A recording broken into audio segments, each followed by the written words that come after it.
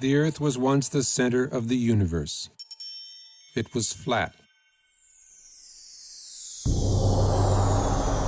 Then it was round, and it circled the sun. It was no longer the center of the universe. It was a tiny part of the Milky Way.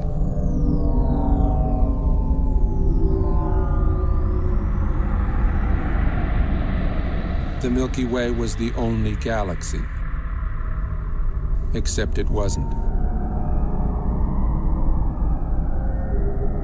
It was only one of billions of galaxies floating in space without end.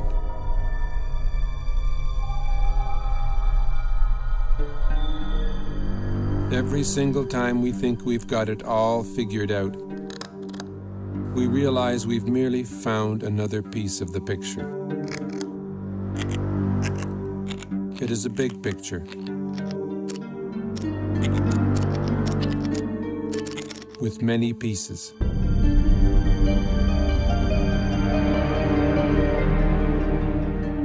Sir Isaac Newton was the first to state the law of gravity. Eventually, everybody agreed that gravity alone formed galaxies and stars and planets, and that gravity alone holds the universe together.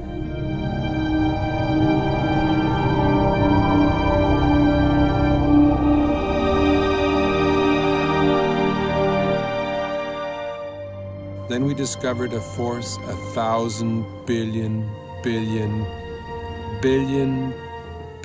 times more powerful than gravity.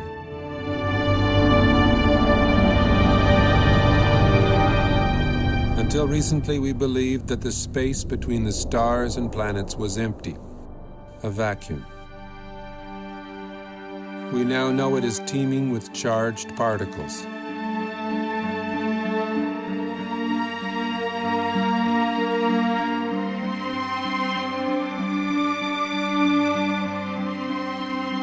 We see glowing electric filaments spanning millions of light years. We see stellar and galactic formations shaped by magnetic fields.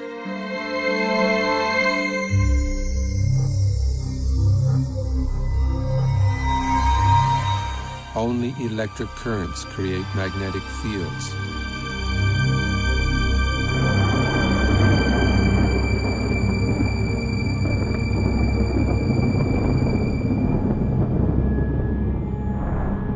It is possible that the predominant force in the universe is not gravity, but something else.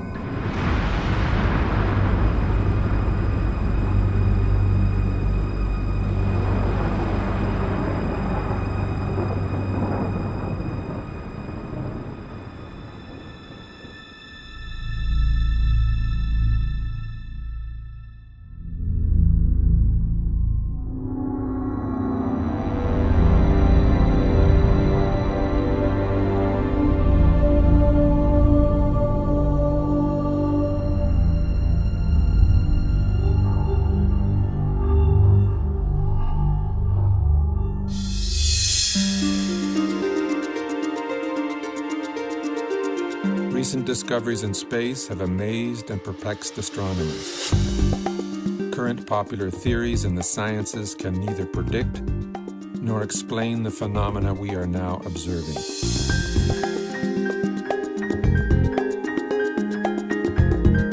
A new theory is being proposed. A theory which can both predict and explain the data coming back from deep space. Its implications are profound and affect all the scientific disciplines. It is in fact a synthesis of the disciplines. A synthesis which has already led to discoveries that link modern astronomy, leading-edge plasma physics, and ancient mythology.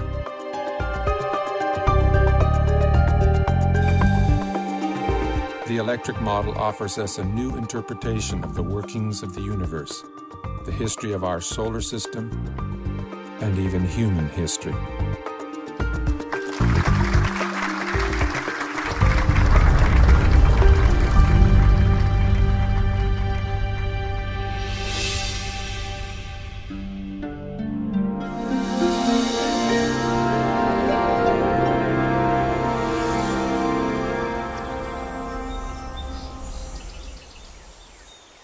The rise of science was a triumph over mythology, over magic and superstition.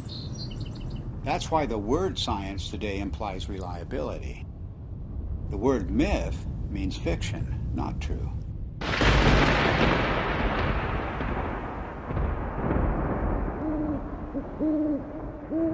And it turns out that the key to understanding the myths is the same key that is now helping us to understand objects in deep space,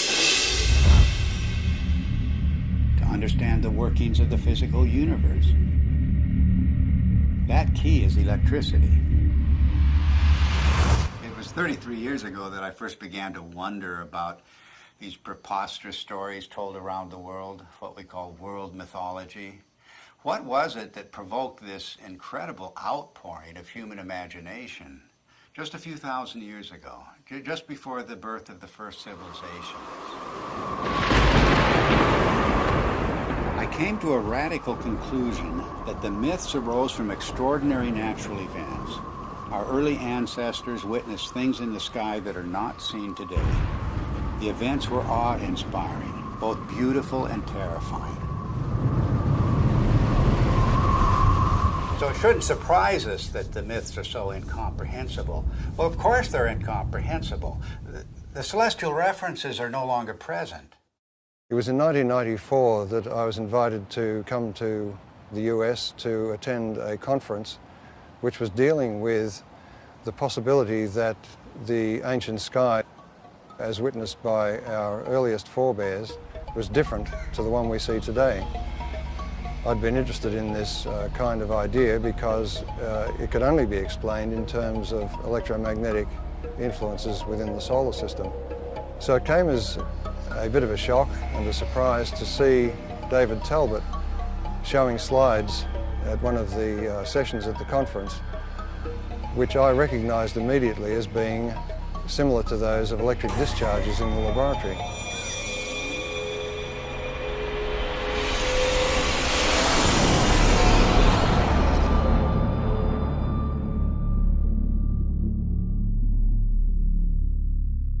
It was wonderful for me personally to come to my first Cronia meeting and hear Dave Talbot, and I still want to see some of those slides that he showed again and again and again that explained the white crown of Egypt and the rest of these things that he showed us, all from mythology, all from thousands of years ago.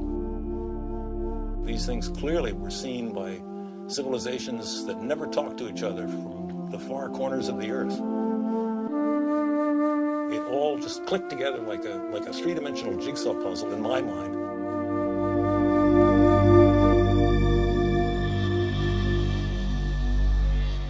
A breakthrough for me came when I realized that many different cultures spread around the world use different words, different symbols, different myths to describe precisely the same formations in the sky. The Ouroboros, or celestial serpent biting its tail, for example, occurs on every habitable continent, but it has no ties to the world we now observe. Like all of the archetypes, it is part of an alien sky. A cosmic column rising to the center of the sky, holding aloft the wheel of heaven. And much more than a wheel, because this was the revolving cosmic temple, the city of the gods, the kingdom of heaven, always resting on the cosmic column. Then there's the image of the four rivers or pathways radiating from the center of the sky out to the boundary, the rim of the wheel. The simplest forms lead you invariably to the full story of world mythology. The hero's journey unfolds as the story of the wheel's axle. The mother goddess finds her identity in the star at the summit, the hub and spokes of the wheel.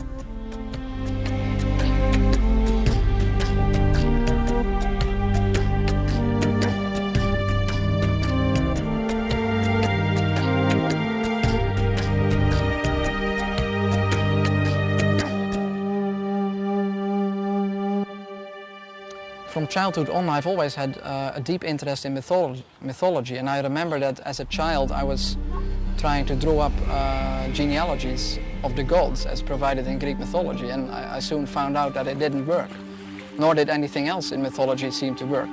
There was no singular fitting explanation that would make sense of these stories. So I basically laid this whole subject to rest, and I didn't look at it for many years.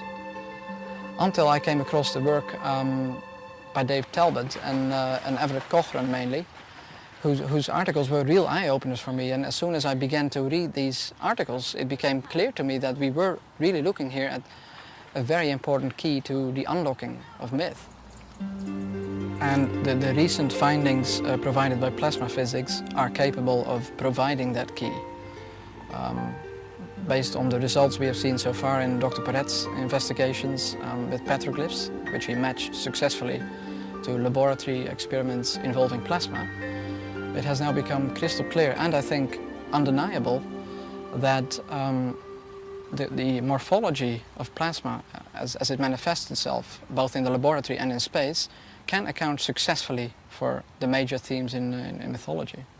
To find the true meaning of the myths, we follow a forensic approach.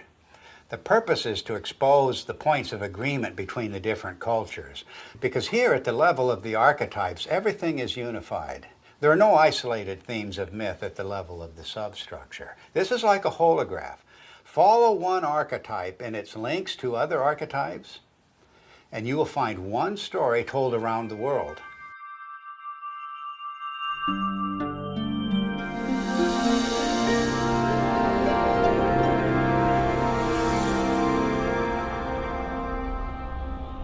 Throughout almost all of history, we have regarded the states of matter as being solid, liquid or gas.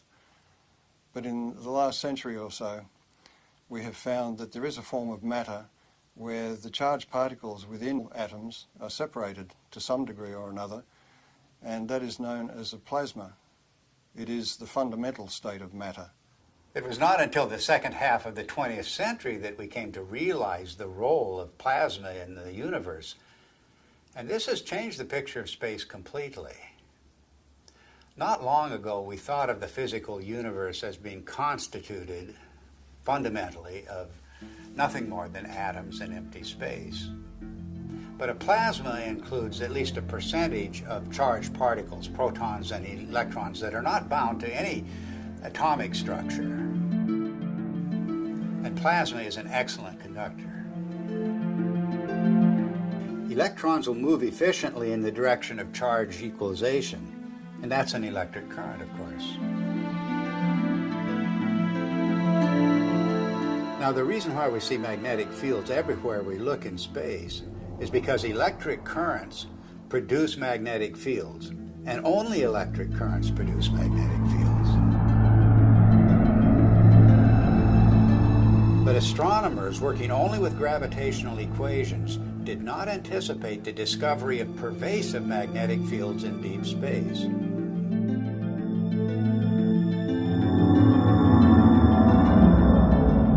Electric currents also account for the abundant filamentation of space plasma.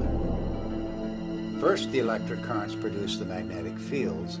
Then these fields confine the electron flow to narrow paths. Such current paths, or filaments, are called Birkeland currents, named after the pioneer Christian Birkeland. They are typically braided just like the twisted wires of transmission lines on Earth.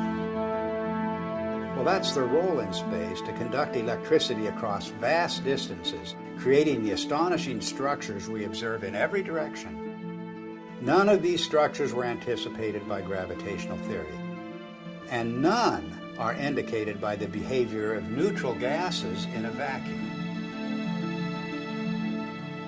In any theory of the universe, plasma is extremely important because it has been found since the space age that it makes up 99.99% of the visible universe. So our inexperience with it on the Earth's surface is rather crippling when it comes to trying to decide on a cosmology to explain the visible universe.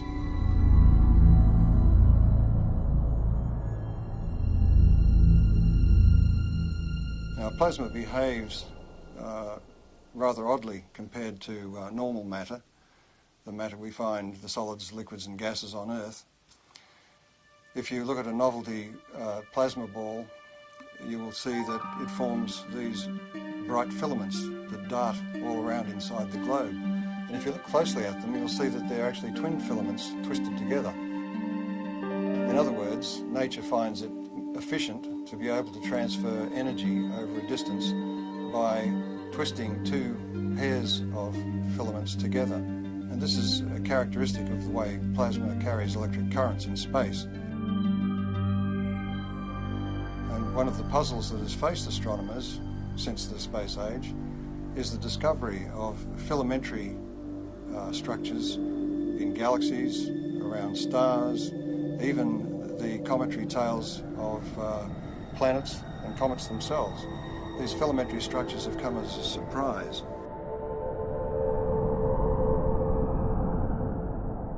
We now have plasma physicists who are doing important experiments in laboratories around the world, and one of the virtues of plasma experiments is that they can be scaled over an enormous number of magnitudes. In other words, a discharge phenomenon that may be seen in the laboratory that occupies only a few centimetres can be scaled up to the size of a galaxy, and you will see the same structures.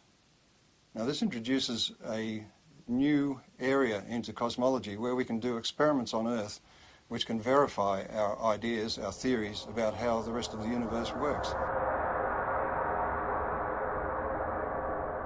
Some of the natural consequences of electrocosmology are the patterns that we see, both in the laboratory and in the sky. A very good example of this is the work of Dr. Anthony Peratt, who was a graduate student of the very famous Hannes Alfvén, who was really the father of electric cosmology. Peratt simulated on a supercomputer using just a cloud of electrical charges and a magnetic field, just using the laws of electrical science, not using anything to do with gravity. He simulated what looked like a spiral galaxy. And the interesting thing is that Peratt's spiral galaxy in the laboratory had exactly the same rotational properties as the real spiral galaxies that we see in the sky do.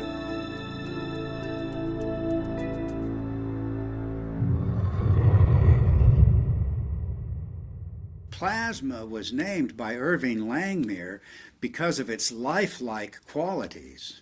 In other words, the similarity to blood plasma gave rise to the term plasma now used in the sciences. Well, this has incredible meaning for us because of the nature of the metamorphosing. The God who is now an eagle, now a serpent or dragon, now a leonine figure with long flowing hair. These figures take on a whole new meaning when we can interpret them with the benefit of plasma science.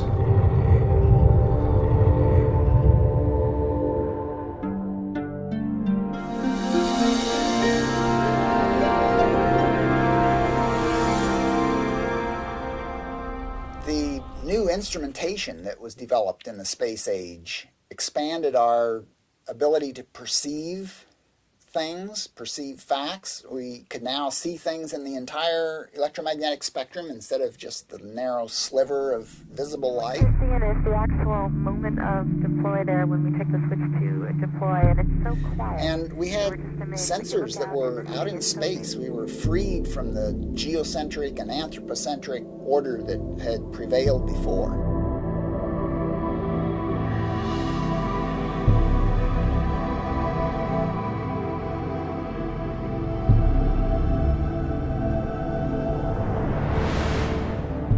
Got a whole new universe, and the theoreticians are still trying to look at it through, a friend of mine says they're peering through the wrong end of the telescope and telling us what they imagine they see.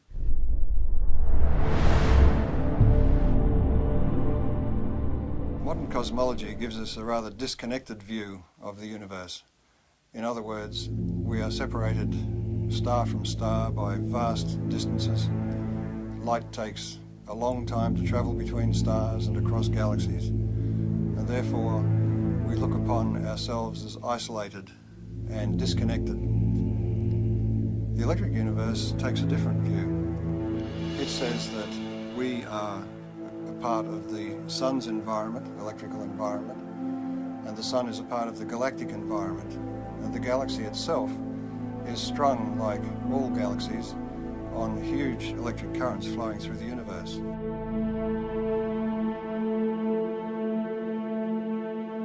One of the typical questions that plasma cosmologists hear all the time is, how do you know what's out there in space? How do you know there's electricity out there in space? Is there energy out there in space? Why should we consider anything more than gravity? And the answer is that through the years, we've used optical telescopes, but recently we have what are called radio telescopes, and we've broadened the spectrum that we can look at the sky with. And those radio telescopes can measure electric currents and magnetic fields, and we can determine from those measurements the strength of the electric currents, the strength of the forces involved, and the amount of energy that's stored out there in space.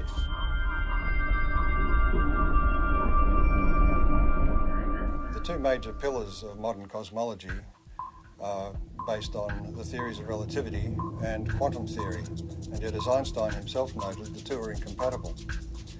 And that may be because the theories of relativity deal with matter as if its only consequence is the bending of space. The electric universe, on the other hand, deals with the electrical structure of matter at the subatomic level and then works its way up through living systems, if you like, planets, stars, galaxies, and the entire universe, and shows that it is the electrical structure of matter that forms the amazing shapes we see in deep space.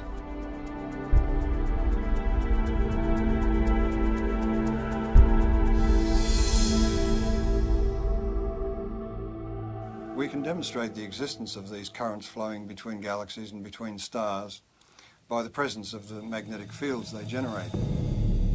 Magnetic fields are threaded through space at all dimensions, within the solar system, on the surface of the sun, between stars, and within galaxies, and even between galaxies. Now, a magnetic field can only be generated by electric currents. So, in other words, to continue that magnetic field for any length of time requires that there be electrical power input into those magnetic fields. And that raises the whole question of where does this power come from?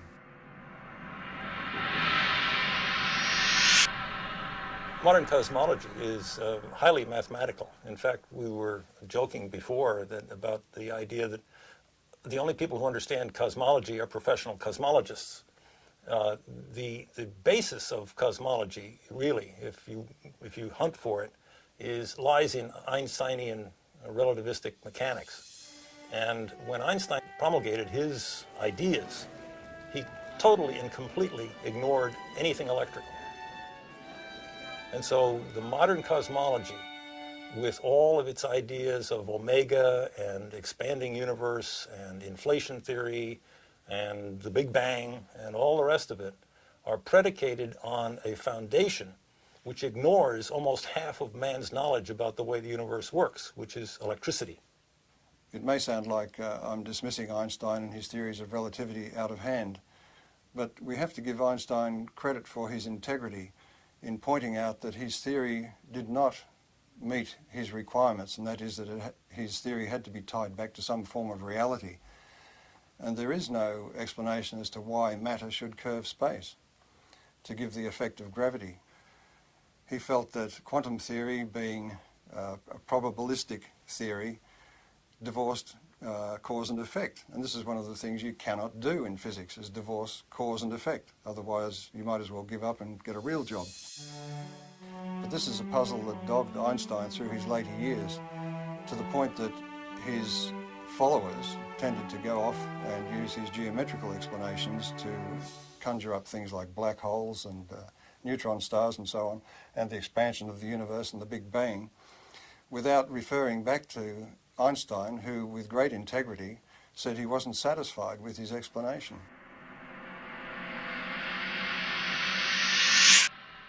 One of the problems faced by astronomers after the space age began was to explain the discovery of very concentrated outbursts of energy in deep space.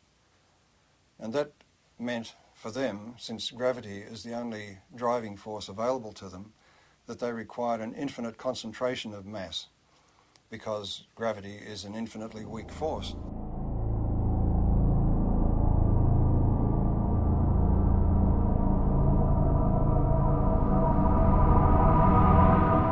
The black hole, as Wheeler originally visualized it, sucked everything, including light, in, and so therefore it was invisible. So he could postulate its existence, and we couldn't see it. And because we couldn't see it, we couldn't prove that it wasn't there.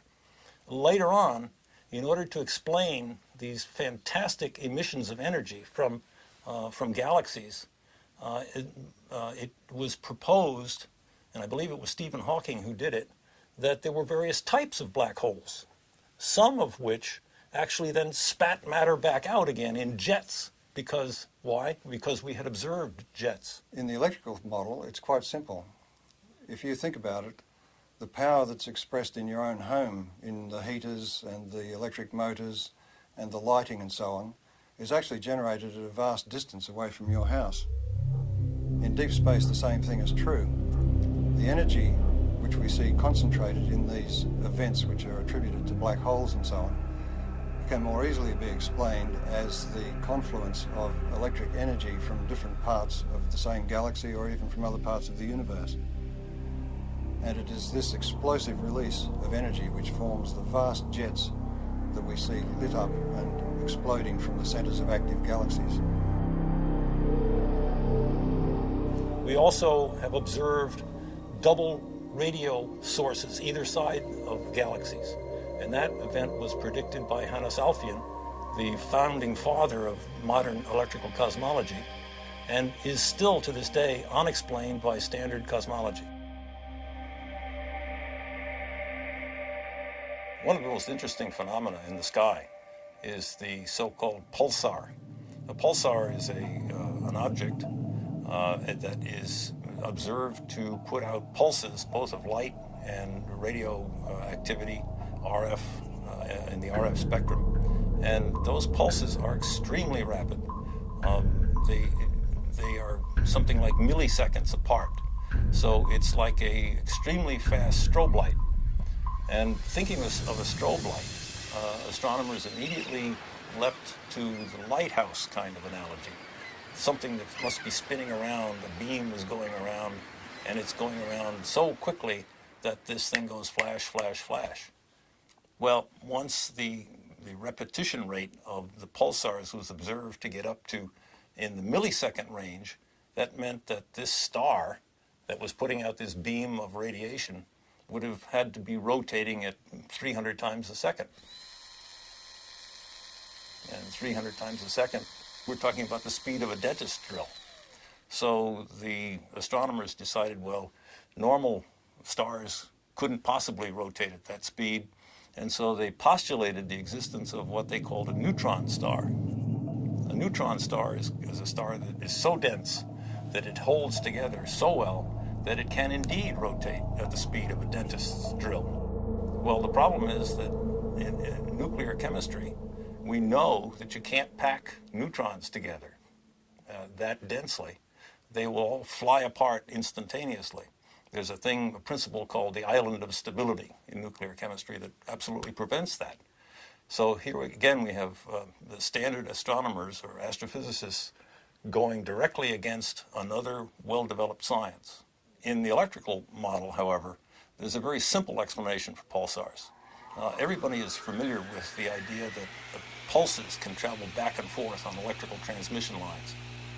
Such uncontrolled pulses, for example, were responsible for the famous Northeast blackouts. A similar effect can occur between two binary stars connected by a plasma. The two binary stars act like capacitors that store charge. And if you reduce that in size to something you can produce in the laboratory, you can produce it in the laboratory, and it's called a relaxation oscillator. And electrical engineers use it and have used it for decades. The idea of producing pulses every few milliseconds is a sophomore level experiment in an electrical engineering laboratory. It doesn't require neutronium, strange matter, or any other fictitious device. All it requires is two capacitors, a battery, and a nonlinear resistor. And we maintain that that's exactly what a binary pair of stars connected by a plasma field presents.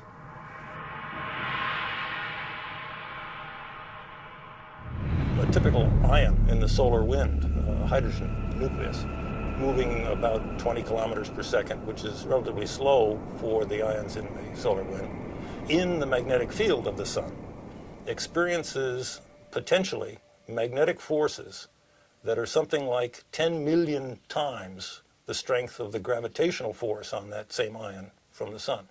An interesting demonstration that illustrates very readily the relative strength of magnetic force and gravitational force is the simple idea of a ball bearing sitting on a wooden table. The entire mass of the Earth is pulling downward on that little ball bearing, and that's what prevents it from flying out into space. But a child can come along with a little horseshoe magnet and click, pick that ball bearing up instantly. The space age presents us with an interesting paradox. The technology of science is really quite extraordinary, and technology has taken us out into space, taken us to the moon, taken probes to distant planets, opened up whole new vistas in remote space with new telescopes and new ways of measuring what's happening in space.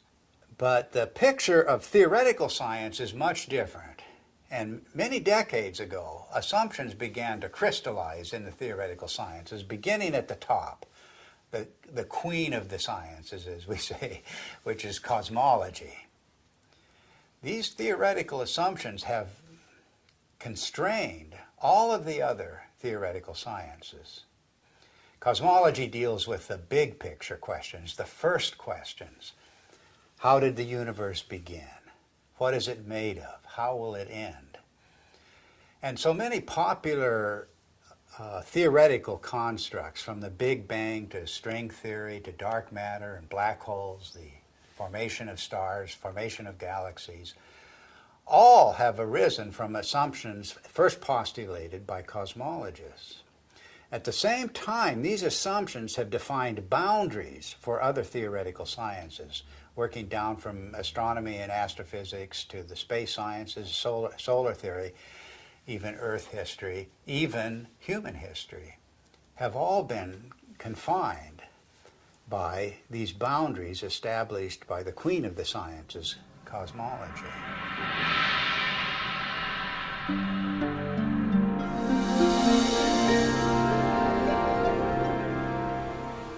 The sun just dominates our sky as the source of light and warmth and life itself on Earth.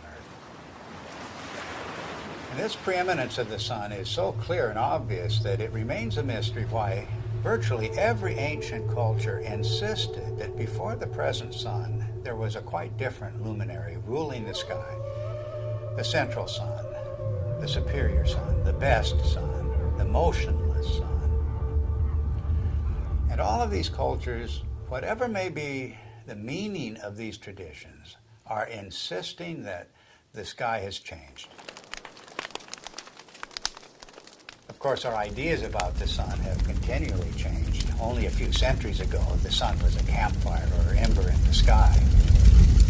Then, early in the 20th century, under the influence of gravitational theory, the sun was seen as a gravitationally collapsing nebular cloud.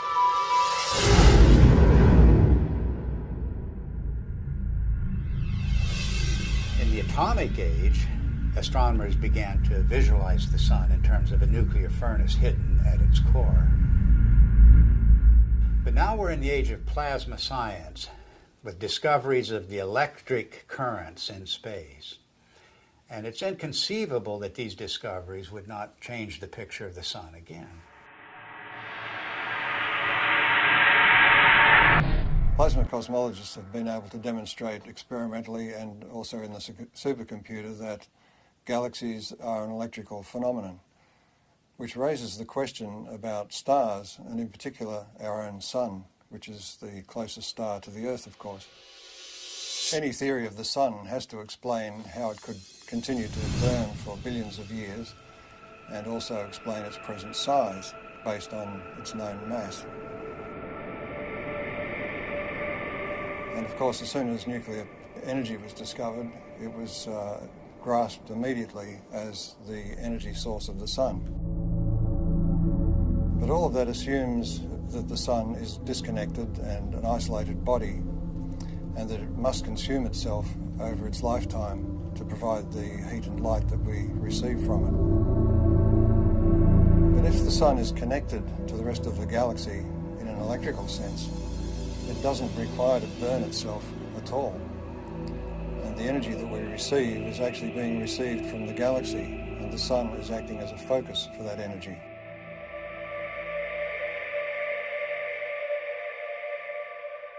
The sun is actually a fairly typical star. And so if we want to understand stars and cosmology, we really have to understand the sun. And the standard model of the sun, so-called, that astronomers are so very proud of these days, really doesn't explain very much about the sun. Why is there a corona in the first place? Everybody knows about the corona, the beautiful corona that we see during solar eclipses. Why is it there? It's clearly an electrical phenomenon.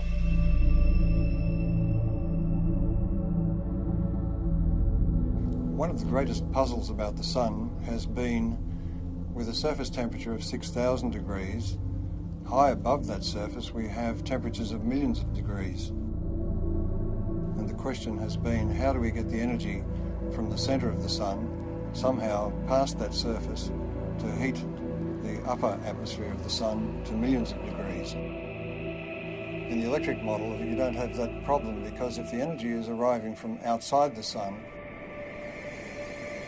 the first place you expect to see that energy expressed is above the sun in its tenuous atmosphere.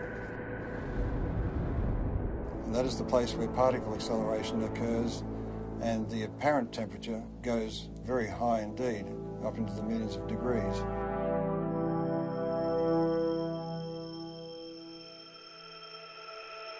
The fact that the particles in the solar wind accelerate, that is to say, increase their velocity with increasing distance away from the sun, the farther away they get, the faster they go. And the fact that those particles are indeed charged particles leads me, as an electrical engineer, to come to the immediate conclusion that this is an electrical process. In the solar model, think of the sun as being a positive anode, very high voltage body that obviously would emanate an electric field. And if you put a charged particle in an electric field, it will accelerate. That's the way we accelerate particles here on Earth. It's the way every physicist and electrodynamicist has ever increased the velocity of a charged particle, is put it in an electric field. One of the features we observe on the sun, which have no business being there, according to the standard model, are sunspots. The most significant thing about a sunspot is the fact that the center of the sunspot is dark. And if the sun is trying to radiate energy from its core into space, we should expect that it is bright. And if you think about that umbra, that darkest place in the center of sunspots, that's the place where we can see deepest into the sun. And just consider the fact that at that point where we can really see down into the sun, that's the absolute coldest place that we are able to measure. If the center of the sun is really a nuclear fusion furnace, it should be the hottest because we're closest to the source, and it's not the case. If you ask any astronomer, why are there sunspots? Why are the umbra dark?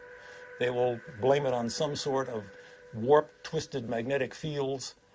They will say that it has to do with the solar dynamo, all of which lurk unseen like a big genie somewhere below the surface. These phenomena are only to be expected if the sun is electrical in nature. Astrophysicists make the claim that the solar fusion model has indeed been tested in the laboratory, and nothing really is further from the truth. Although each of the steps involved in the hydrogen to helium fusion reaction have indeed been verified experimentally, the overall experiment, the overall reaction, has never been produced in a continuous laboratory experiment. Continuous hydrogen to helium fusion has not been attained in the lab. The strength, in fact, of the electric cosmology is that indeed all of the mechanisms that the electrical people talk about have indeed been verified over decades, in fact, at least a century, in the laboratory. The plasma scaling is well known, and plasma and electrical experiments have verified every step of the way.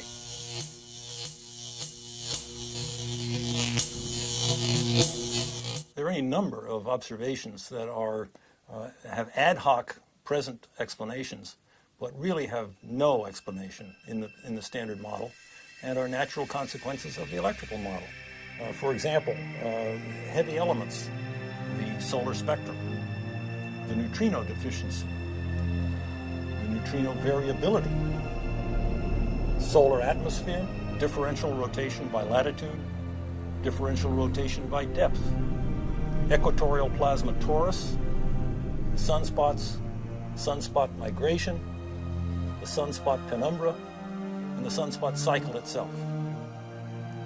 Magnetic field strength, the even magnetic field, helioseismology, the solar density, and the changing size. All of the observations that in that list are natural consequences of the electrical sun model. Standard astronomers tend to pass them off as being inconsequential difficulties that will eventually someday be solved.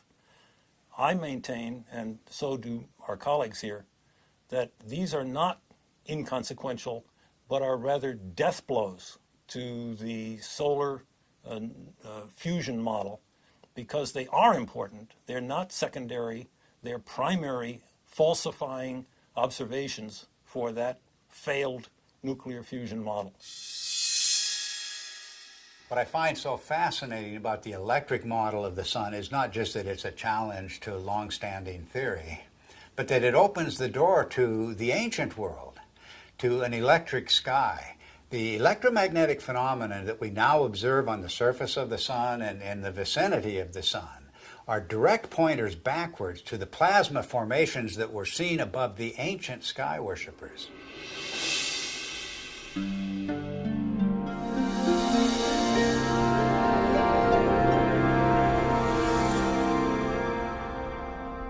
Electrical currents in space can either be invisible or they can be visible.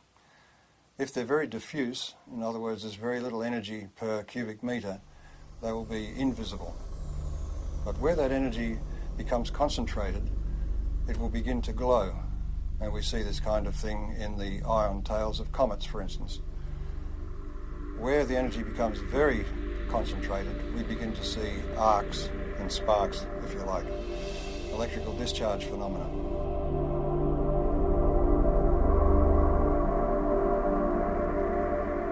The standard theory of comets comes from the view that the solar system was formed from a rotating cloud of gas and dust, and that the planets, in some fashion as yet unexplained completely, formed from most of that gas and dust, but there were leftovers.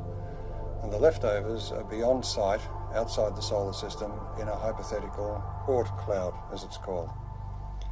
We have no observational evidence for such a cloud. The electric universe model of comets is that they are actually parts of well-differentiated planetary bodies that have in the past suffered from electrical plasma discharge machining, and that some of the surface material has been lofted into space, so it is expected to be rocky. The second thing is that because comets trace an elongated orbit, both away from the sun and towards the sun, in that trajectory, its charge changes, its voltage changes. Since it spends most of its time in the outer solar system, the voltage that it has reflects the voltage in the outer solar system.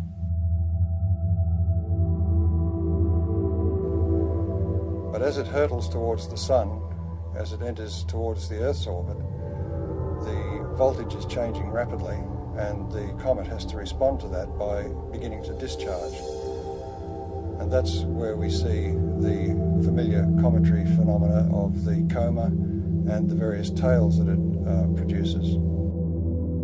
This creates a very distinct difference between the two models, the standard model of a comet, which is supposed to be dust and ice left over from the formation of the solar system, and the electrical model, which says that a comet is an electrical body which begins to discharge as it enters the inner solar system.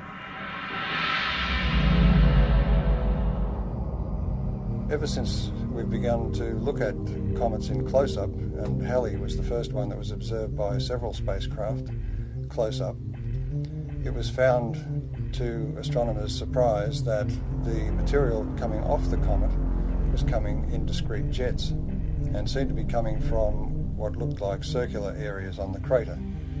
But the imagery wasn't sufficiently sharp to be able to tell exactly what was going on. This required the standard model to come up with an idea that maybe the surface of the comet is coated in black tarry substance or something which was preventing the material from just evaporating from the surface and forming jets as it burst through the surface.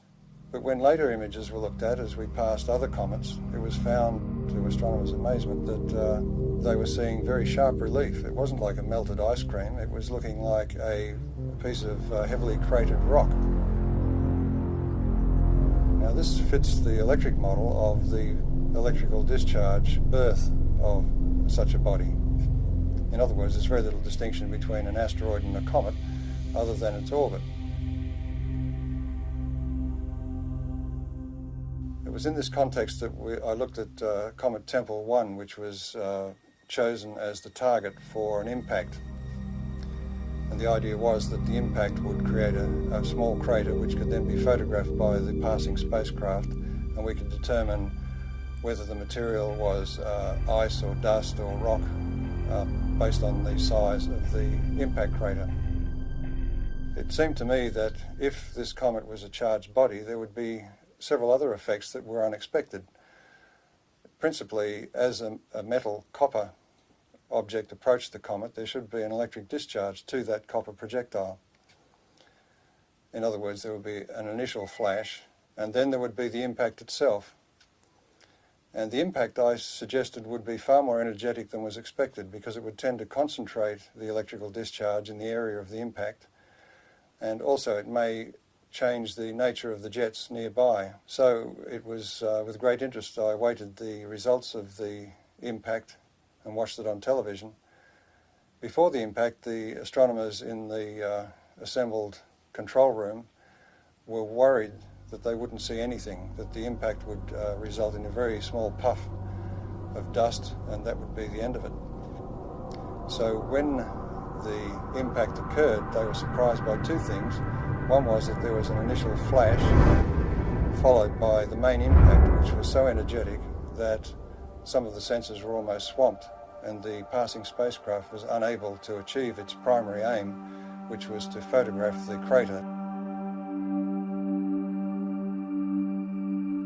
A part of the surprising brightness of the dust released from the impact with Comet Tempel 1 was due to the fact that it was so intense and so widespread.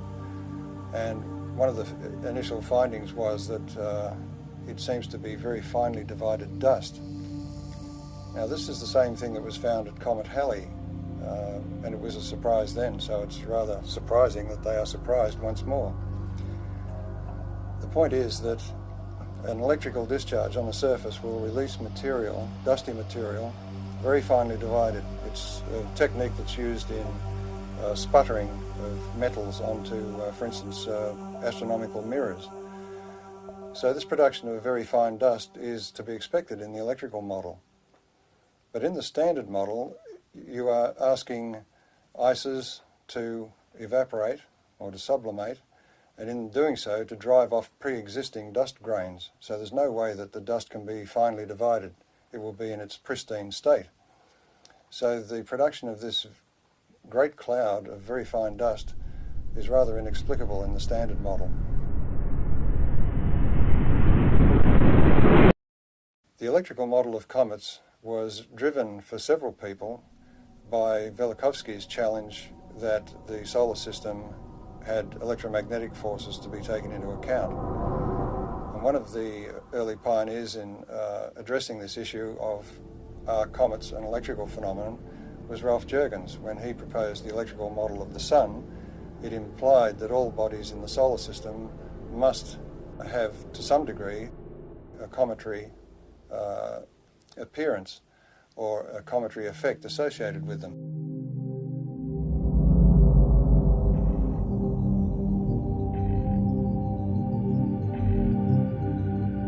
Ralph Jurgens, in his model of the Sun, showed that bodies moving radially towards or away from the Sun would experience electrical forces which could induce a cometary display, that is, a visible display.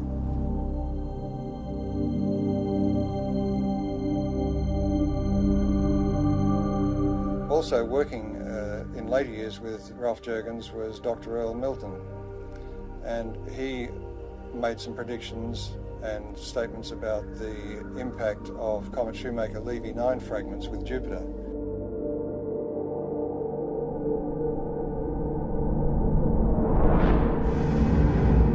And his view of the electrical nature of those impacts was also vindicated.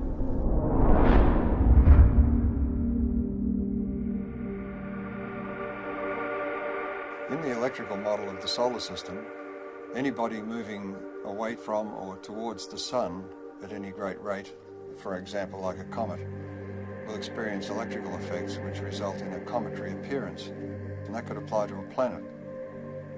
Now Velikovsky, in his research, found that Venus was described as a stupendous comet at some point in ancient times. So it was very gratifying for him to be able to announce at the conference in 1974 that astronomers had discovered what they called a cometary tail of Venus. Some years later, it was announced that it was discovered that stringy things were coming from Venus. And of course, this was confirmation to the electrical model because plasma currents flow in strings. This discovery of a cometary aspect of Venus raises the issue of the intense heat we find on Venus. That intense heat is not well explained at all by any idea that the planet is somehow a twin of the Earth's. It raises the distinct possibility that Venus has had a far more dynamic history than we've been taught.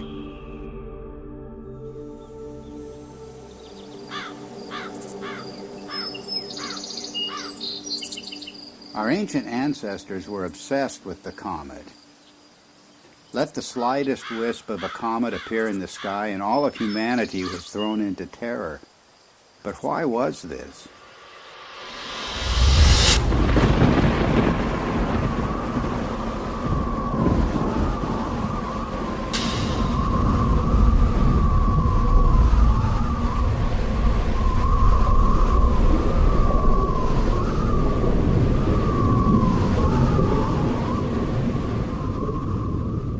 It was cosmic catastrophe that inspired the ancient words and phrases for the comet. The comet was the torch of the sky, the sword hanging over the world, the spiraling serpent or dragon, the spiraling sidelock or ribbon. The angry or lamenting goddess soaring across the sky, her hair disordered and blowing in the wind. Anyone exploring the roots of the ancient comet fears is going to run into the work of Immanuel Velikovsky, the controversial theorist who suggested that, well, there's a reason for the fears of comets around the world. We experienced this horrific cometary catastrophe. The world was devastated by a comet just a few thousand years ago. And Velikovsky went further. He said that not that long ago, planets appeared in the sky with comet-like attributes. In particular, he named the planet Venus as the great comet of antiquity. Both Walt Thornhill and I disagreed with many components of Velikovsky's reconstruction, but we also felt that Velikovsky had nailed certain principles that can help us to understand the early cultures. In particular, Velikovsky was correct in naming the planet Venus as the Great Comet. And the cometary language of Venus goes far beyond anything that Velikovsky himself published. In every corner of the world, the language of the comet and the language of Venus are identical. Venus as serpent or dragon. Venus as torch of the sky. Venus as long-haired star. Venus as bearded star.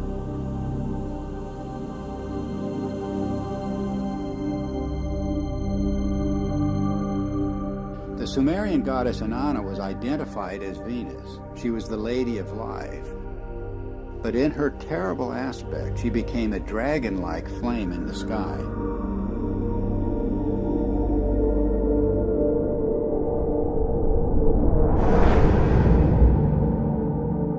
The texts say, like a dragon, you have deposited venom on the land, raining the fanned fire down upon the nation. Inanna became a roaring storm. She devastated the land.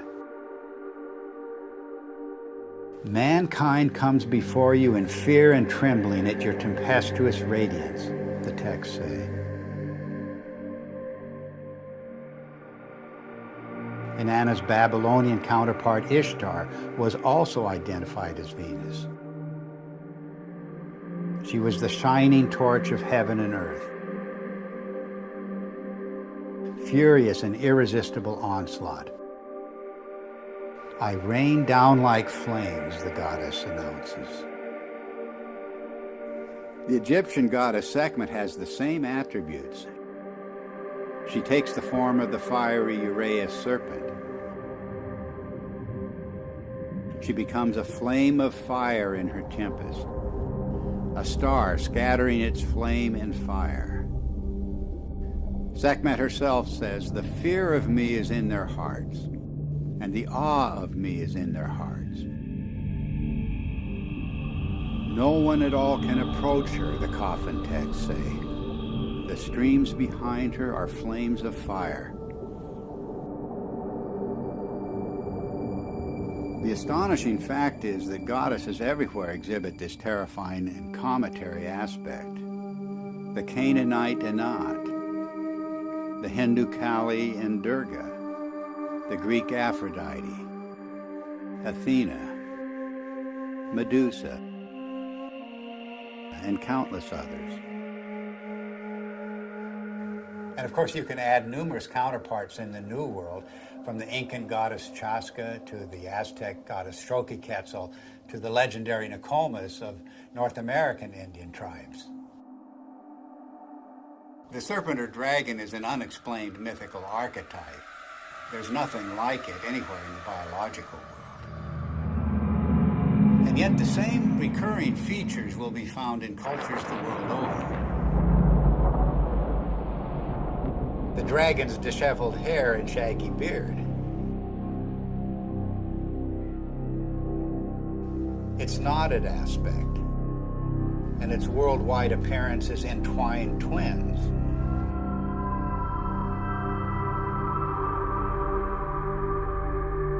Its fiery or lightning-like emanations, and its effusive feathers. In all of the ancient serpent or dragon images, it's the luminous, filamentary, braided, spiraling, metamorphosing, and destructive aspects that stand out. The very traits of high-energy plasma discharge. The attributes of these mythic monsters remain unexplained only until we see the hairy and feathery attributes of the electric arc in the laboratory. We see precisely the same thing in enhanced images of the comet's tail. And we see the same thing in the comet-like discharges of distant nebulas. Gases in a vacuum don't behave this way, but electrified plasma does.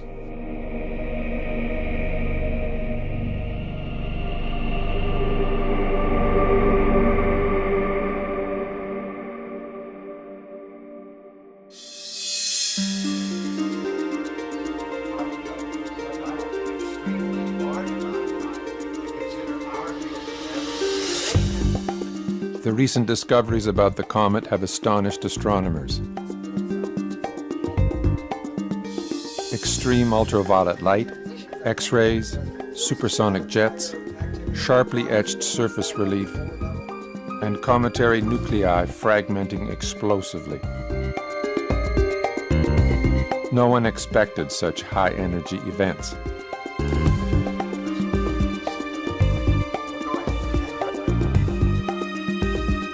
The electric model proposes that the comet is a charged object moving through an electric field. This would explain these phenomena. But what is creating the electric field? Suddenly, everything changes.